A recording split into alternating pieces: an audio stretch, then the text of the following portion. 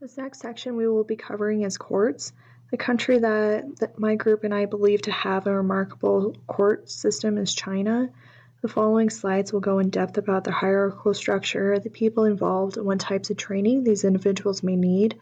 But before we get started, we want to make it clear that the reason why China is more prevailing over the other countries is because this country thrives on forming their system around a more community-based atmosphere.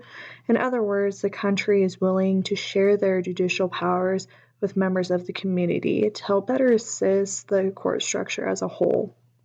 As you can see, we're moving on to China's court structure, and in the middle is a brief diagram of what their structure looks like.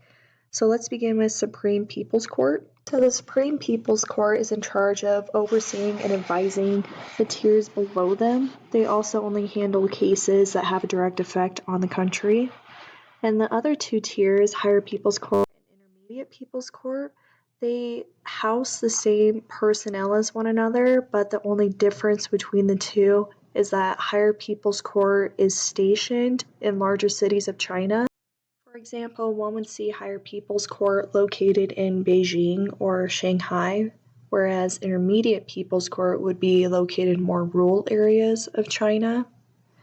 Now for Basic People's Court, also referred to as BPC, they have a more laid-back vibe to them. They can house the same personnel as the three tiers above them, but usually they only have 1 to 3 judges, and if the case is serious enough, they'll move their case hearing to Intermediate People's Court.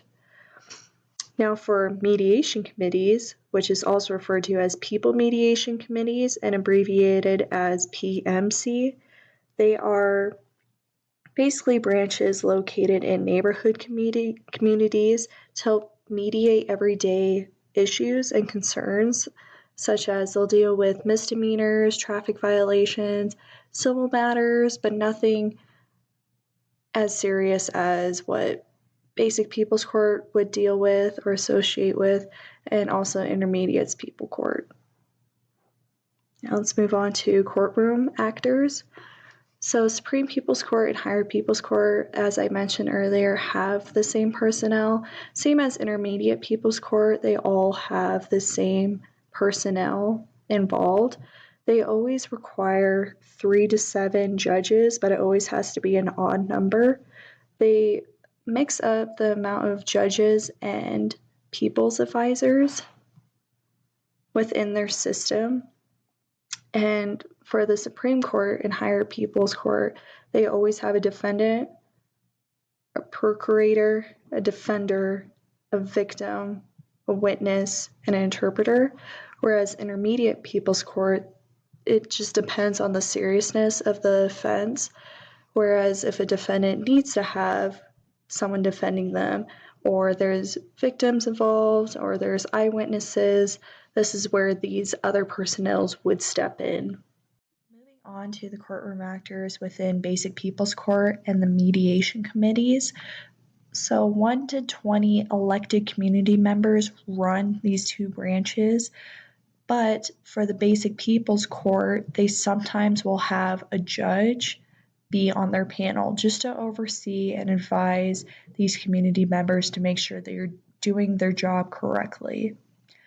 Going back to these elected community members, they must be extremely knowledgeable with crime and policies within their community. They must be active with other members of their society and their neighborhood.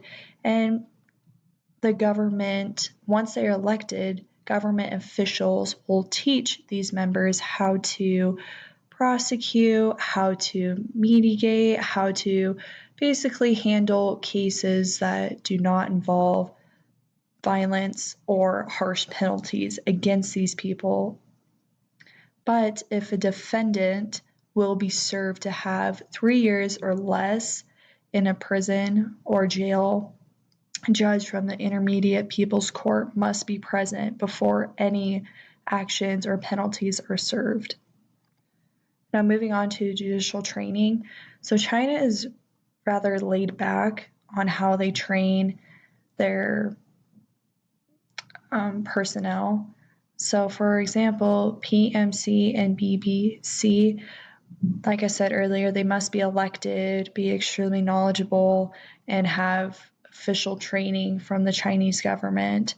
Whereas the other personnel that I mentioned in the previous slide, such as judges, lawyers, people assessors, defenders, and even interpreters, they must have some kind of law degree, bachelor degree, master's degree, and have some experience working inside a courthouse, courtroom, or handling hearings, case files, etc. Bottom line is with these personnels is that the more experience they have inside a courtroom and working court case files and attending hearings, presenting hearings, making mandatory appeals, and representing defendants, the more likely they are to move up the hierarchical ladder. And maybe someday, if they wish, they can be a judge. Overall reason why my group and I chose China is because they do offer this judicial power to community members. And Japan also does this too, but the other countries across the globe do not offer this type of power to the community. And doing this, China is strengthening bonds, providing a more positive attitude about the criminal justice system as a whole, and not just a positive attitude about the court system. So this is the reason why we chose China, is because they are very community based. And now moving on to corrections.